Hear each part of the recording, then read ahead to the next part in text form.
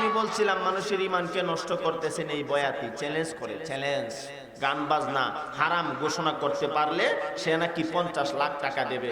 আমি বলবো আমি না তো, আমি লাগতো না তো, আমার ছাত্রর সাথে যাস না, দেখি আপনি পারেন কিনা, যান আপনি।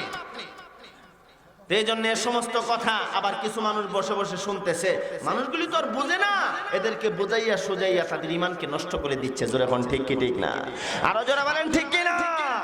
আল্লাহ তুমি হেফাজত করো, সকলে বলেন আমিন। আরো জোরে বলেন আমিন। আমার ভাই কথায় কথায় অনেক দূরে নিয়ে গেলাম। আমি বলছিলাম যে এই কথাটা সেজদা দিতে হবে একমাত্র কার? কুদরতি পায়ে। আরো জোরে কর, লা তা'বুদুনা ইল্লাল্লাহ,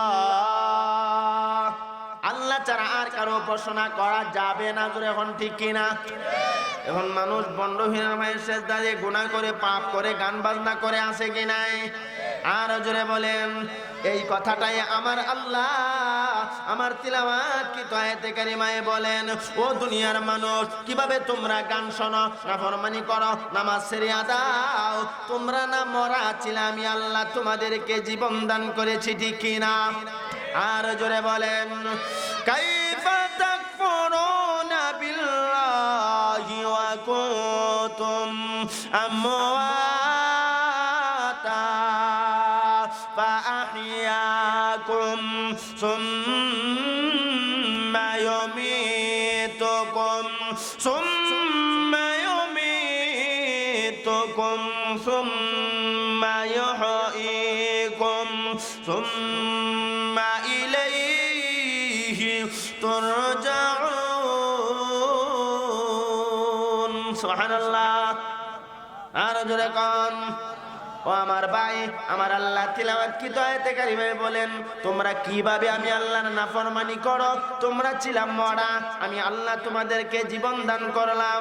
ও বান্দা বান্দিরা, এই জীবন চিরদিনের জন্য নয়, কোন দিন জানি মালাকুল মউত আজরাইল, ও যুবক ভাই, মুরব্বী বাবা, আপনার আমার সামনে দাঁড়ায়া যা, আর না জানি কোন দিন আপনি আমি চিরয়তীম হইয়া অন্ধকার ঘর কবরের বাসিন্দা হইয়া যাই, আপনার আমার কারো জানা নাই, ঠিক কিনা? আরো জোরে বলেন ঠিক কিনা? কবরে যাওয়া লাগবে নি, মরা লাগবে নি? আওয়াজ দিয়া কন, আরো জোরে কন, একটু জিকির করি, লা ইলাহা ইল্লাল্লাহ।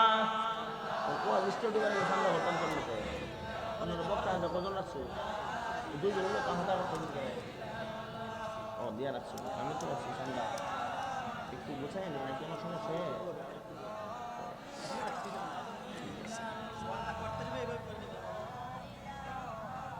আয় হায়, ইমাম সাহেবের সাথে পরামর্শ করতে হয়। আপনাদের আওয়াজের ভাবে তো বোঝা যায় মনে 3 মাস ধরে আপনারা ভাত খাই না, ভাত না খাইতে খাইতে শরীরে আর শক্তি নাই, এখন আর লা ইলাহা ইল্লাল্লাহ জবান দিয়া আসে না, ঠিক কিনা? ঠিক হই 3 মাস ধরে ভাত খাই না। আল্লাহ, আওয়াজ উচ্চা করেন, সকলে পড়েন, লা ইলাহা ইল্লাল্লাহ, লা ইলাহা ইল্লাল্লাহ,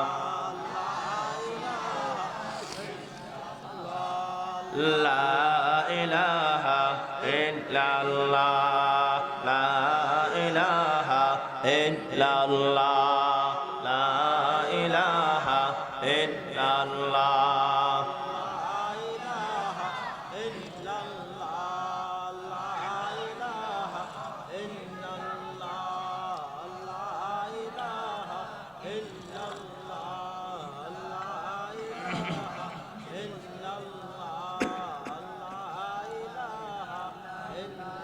লা ইলাহা ইল্লাল্লাহু মুহাম্মাদুর রাসূলুল্লাহ সাল্লাল্লাহু আলাইহি ওয়াসাল্লাম। আমার ভাই, আমি যেই কথা বলতেছিলাম, দুনিয়া থেকে বিদায় হয়ে যাব, মরে যাব, কিন্তু কোন সময় মরব কারো জানা আছে নি? আওয়াজ দেয়া কোন? এমন হতে পারে না যুবক ভাই, আজকে যখন রাত্রে গিয়া তুমি বাড়িতে ঘুমাইবা, এটা তোমার জীবনের জন্য শেষ ঘুম হয়ে যেতে পারে, ঠিক কি না? এ মুরব্বী বাবা, যুবক ভাই,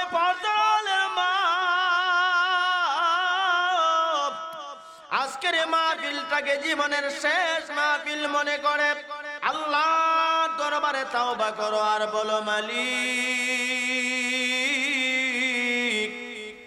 এই সালমানপুর জামে মসজিদের মাহফিলের জামে মসজিদের উদ্যোগে আজকের তাফসীর, আল্লাহ এই মাহফিলের খাতিরে আমাদের সকলের জিন্দেগির গুনাহগুলি মাফ করে দাও কোন আমিন।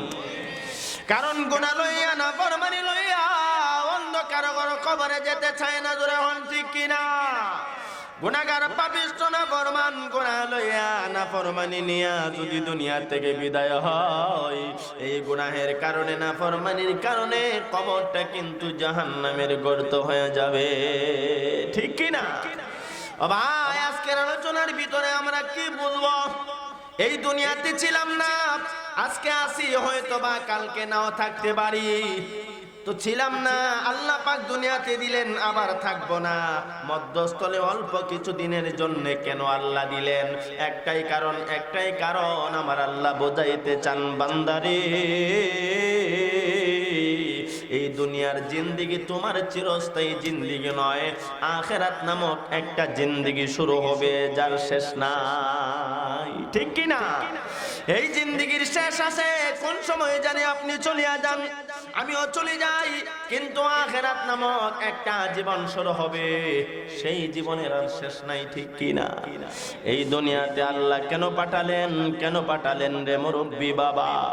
ওই আখিরাত নামক জিন্দেগিতে যেন শান্তিতে থাকতে পারেন, সেজন্য আমার আল্লাহ এই দুনিয়া নামক জিন্দেগিতে পাঠাইছেন, ঠিক কিনা? উদাহরণস্বরূপ বলতে চাই, আপনাদের এই কোটবাড়ি, এই কুমিল্লার কোন যুবক প্রবাসে থাকে আছে কি নেই? আরো জোরে কোন আছে? মানে এ সমস্ত তাফসীর মাহফিল তো প্রবাসীদের টাকা দিয়েই বেশি চলে, জোরে কোন ঠিক কিনা? আরো জোরে বলেন।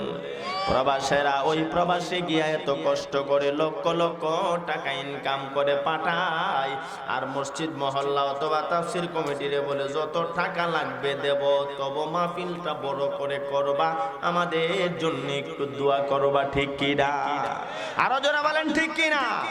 এজন্য আমার ভাই প্রবাসে যারা থাকে, এদের মধ্যে দেখবেন এক শ্রেণীর মানুষ বিদেশে গিয়া খালি সারাদিন রাত 24 ঘন্টা টাকা পয়সা কেমনে ইনকাম করা যায়, তার টার্গেট অল্প কিছুদিন এখানে থাকবে, তারপর আবার দেশে চলে আসবে, ব্যবসা বাণিজ্য করবে।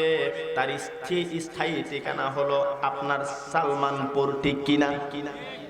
অস্থায়ী ঠিকানা সৌদি আরব, কাতার, মালয়েশিয়া, দুবাই, আমেরিকা, লন্ডন। সেখানে গেলেন, লক্ষ লক্ষ টাকা ইনকাম করলেন, বাড়িতে পাঠালেন। 10 বছর পরে বাড়িতে এসে দেখে বিরাট 5 তলা একটা বিল্ডিং। আসার পরে খুশি না বেজার? আরো জোরে এখন।